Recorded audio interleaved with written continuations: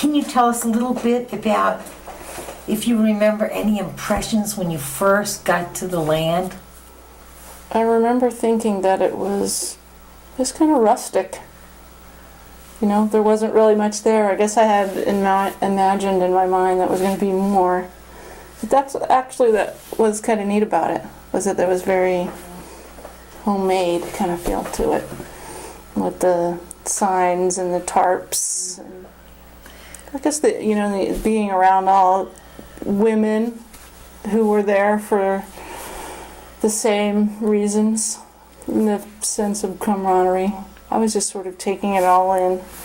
How old were we? Like 20? It says right August 25th, and my birthday's the 19th, so I would have just turned 20, so I was pretty young. I didn't really know much. So I was just sort of like a sponge, just kind of taking it all in. Being around all these people who already had a history, especially of doing this kind of thing, it's kind of new for me. So I think having the camera, taking the pictures, helped, have a little buffer. What do you remember about why you ever would have gone to the camp? Did you know about it? Where were you living? I didn't know. I didn't know about it. It was the crowd. They were a bad influence on me. No, actually, we had already been doing some demonstration here before we left at Davis Monthan, and protesting the cruise missile.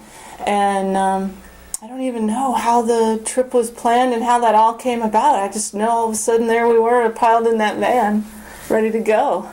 So it was all new to me. I lived in Tucson, and I was involved with, excuse the phone, I was involved in some peace demonstrations here in Tucson.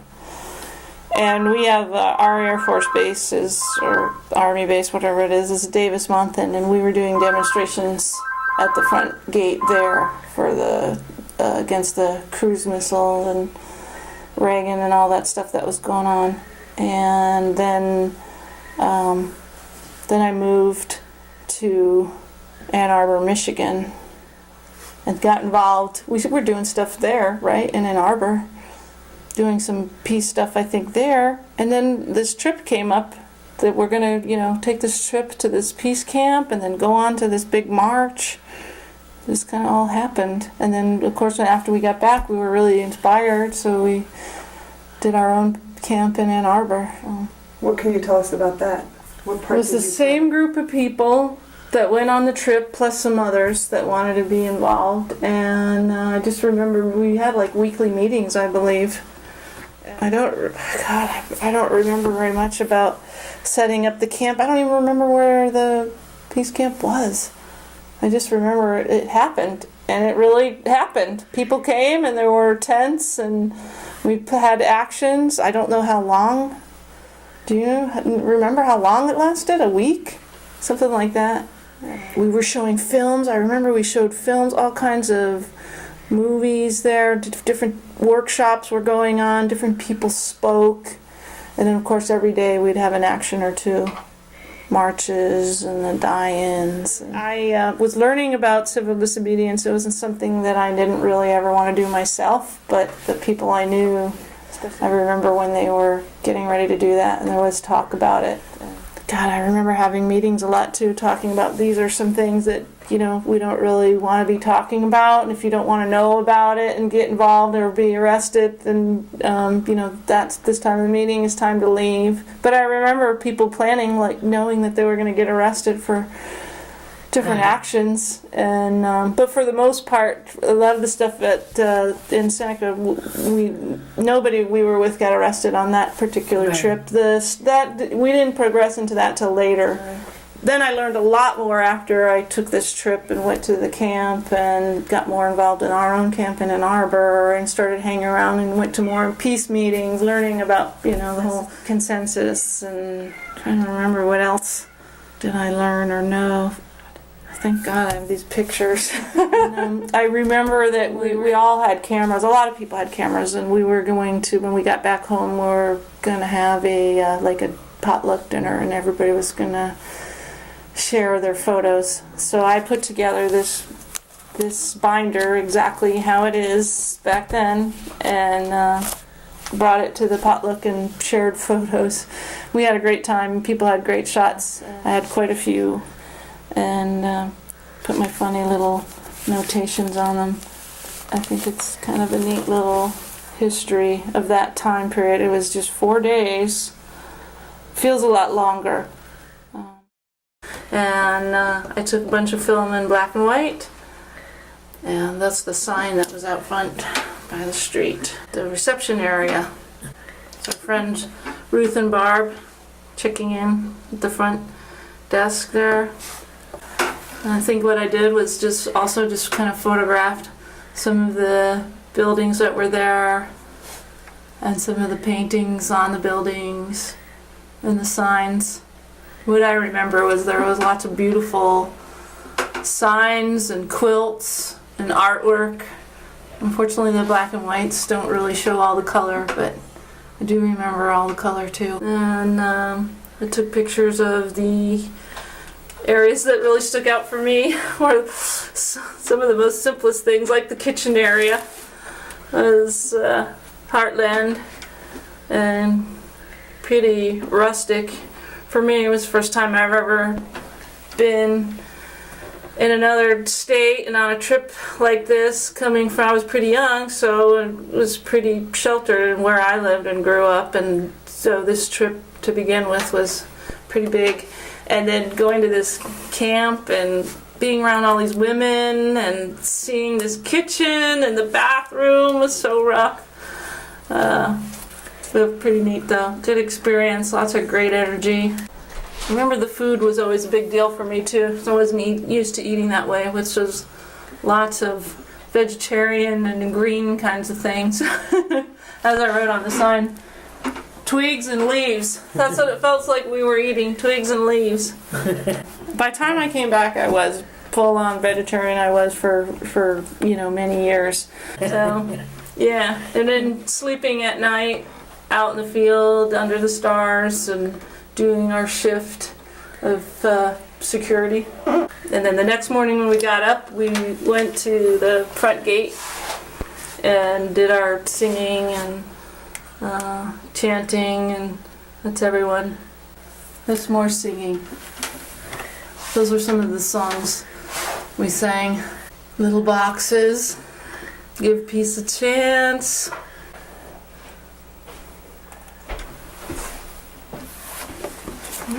Is that it? Oh, that's it, I guess. You probably don't want to do the next ones because that's when we went on to the next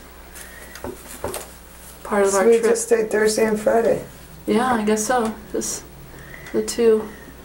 Thursday and Friday, yeah. I do want to say the first thing that we did when we left was stop at McDonald's.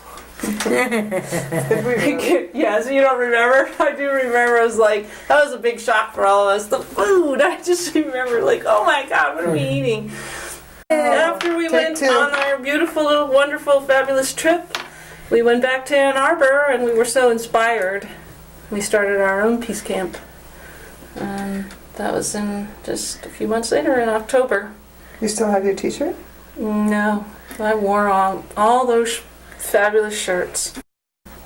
We would go out every day and do some different actions. That was one of them. What do you call that again when you walk? Slow walk. Real, yeah. I love these shots. Look at that. Those women were visiting, I think. It was Greta. See? Greta and Murph. Oh my God! It's like, Greta when I grow up, I want to be like Murph. them. Yeah, they came out from Seneca. And then this was just another day. We went out, a different day, and did a big march. Yeah. I remember Women's Peace Camp. Yeah. So look at, there's Jazz. Oh my God, there's Jazzy. Little Jazzy. Yep. Yeah. Right. And then we had a die-in. This is the die-in.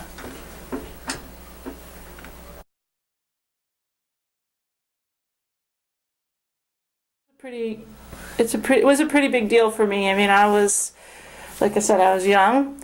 I'd recently just come out. There was a lot of things going on in my life. I was used to, living at home, and I had a certain way of being and acting, and everything was changing. I, came out, I had a relationship, I moved out from home, I got involved politically. It was like a whirlwind. My family was freaking out. They were like, what has become of our little Penny? Michelle has brainwashed her. But it was good for me. It was like to see there was another way of being and another way of acting and being around people and caring about the world and speaking your mind. I grew up not speaking my mind, so that was new for me. And being around all these women that were so powerful and really good articulators, and I think the camera was a way to sort of give me that little bit of a buffer and photograph it and not have to say too much, because I wasn't sure what I wanted to say. I knew I wanted to be there though, and I wanted to be around all these wonderful women, and I believed in that. I just wasn't ready to do civil disobedience or speak to press or anything like that, but I was there with everyone and I felt the sisterhood. Can you talk about the impact that it had, how it translates into your life today? It's a past that I remember fondly.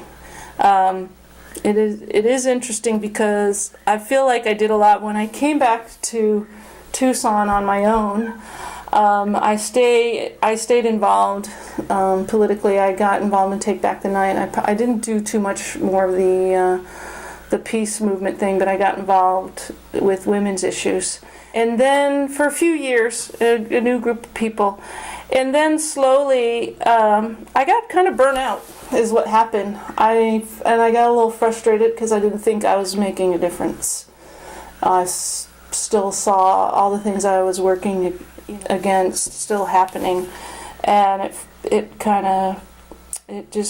was disappointing for me, and I was burnt out with doing all the actions and feeling like I wasn't seeing change. And so how it impacts me now is I feel like it's a part of my past. I'm really glad I did it, and it had a big impact in my life for speaking out.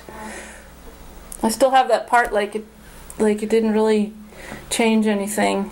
And I guess that sort of feels kind of sad that I feel that way. I feel sad about that I feel like it doesn't really have that much of an impact as far as making a real difference. I think it's important for people to speak their mind and make their opinions known.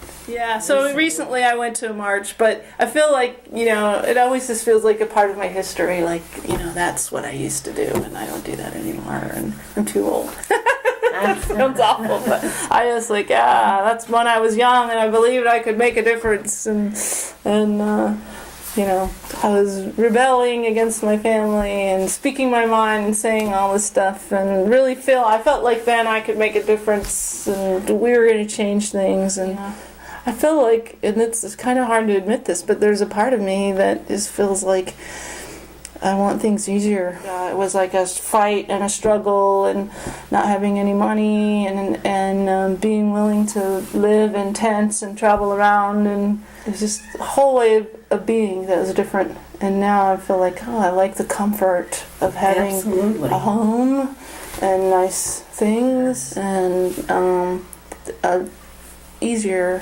kind of lifestyle. This was a lot more work. Mm-hmm. I wonder, the women who got to vote in 1920. I guess when you think about it, we do have these things that we accomplish. But God, it's so frustrating because it's so slow. Yeah. And like I was saying about Reagan, I was like, God, thank God that he was over. I didn't think we'd ever have a worse president. And it just felt so bad. I was like, oh my God, nothing's changing. It's getting worse. Yeah.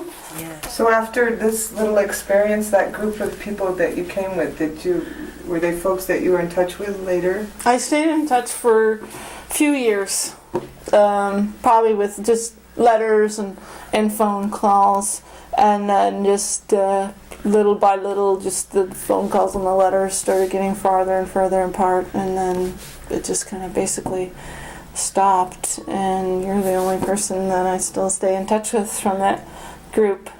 Although I was thinking it might be nice to drop a note to Dorothy. Sure, she was great, a great role model for me. They were so supportive in so many ways, and I felt like I was getting no support from my own family, and it was like having another family. My parents, especially my dad, wasn't too happy about me marching, first of all moving away, and then to hear that I went to this peace camp and then I went to this march for Martin Luther King of all people. How horrible that was. Were you already out to your parents? Yeah, I was out as soon as I knew. I told them I didn't keep it a secret. So it was kind of like, I was being brainwashed because I was so perfect and did everything that I was told, and then all of a sudden, here I was a lesbian, and then I was doing these protests, and I was gonna move, and then I went to, this peace camp, and people were getting arrested, and I was gonna go to this big march, and they were like, what the heck? So I would send them little notes here and there, but they didn't really understand, so this was sort of like having another family. Good friends and family and being accepted in every way. Did any other people other than the people you went with, do you have any memories of anybody you met or saw at the encampment? Anybody that stood out or made an impression? No, I don't really remember. I mean, I remember we were around people, but it was mostly our group.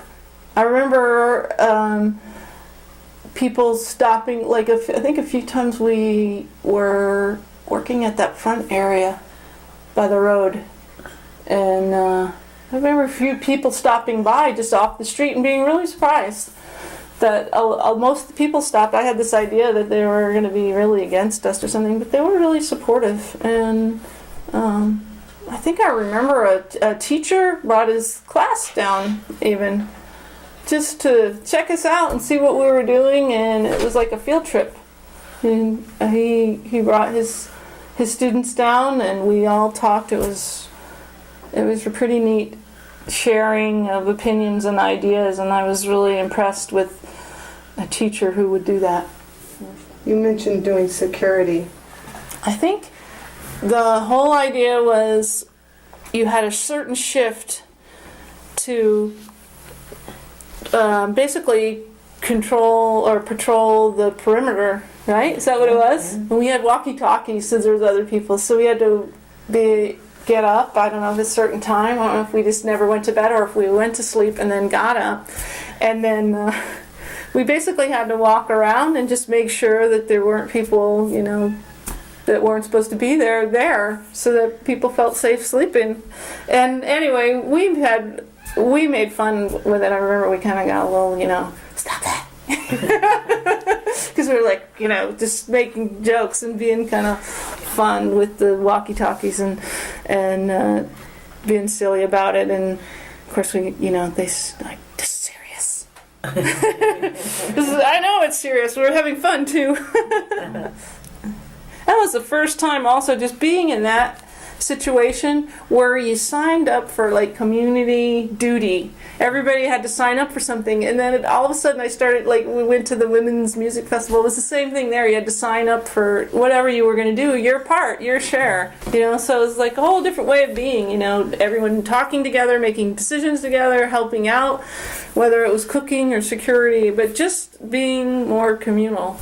And and that was my first kind of exposure at doing that, I think, doing the security detail. And so I do remember that we slept outside under the stars. I don't think we even had a tent. We just slept outside. Were there a lot of lesbians at the camp? Yeah, there were a lot of lesbians at the camp, which was great for me. I was like, hey, the more the merrier. I didn't feel, so alone. It was like, there's a lot of people like me out here, so yeah. Isn't that right? There was no men. So Dorothy came, or Doug came, he was with us, and then he had to leave. But yeah, I remember that now, that he couldn't be there. Had you all done music festivals or anywhere where you were exposed to a large... number of lesbians Mm-hmm. in one gathering. I know the music festival came like a year or two later, and for me that was the first time I was around thousands. It felt like thousands of women that probably like most of them were lesbians, and this was a pretty mixed. There were a lot of lesbians, but there were a lot of straight women there as well, and people who were married to men. So that whole communal or consensus thing, is that something that's been a part of your life since?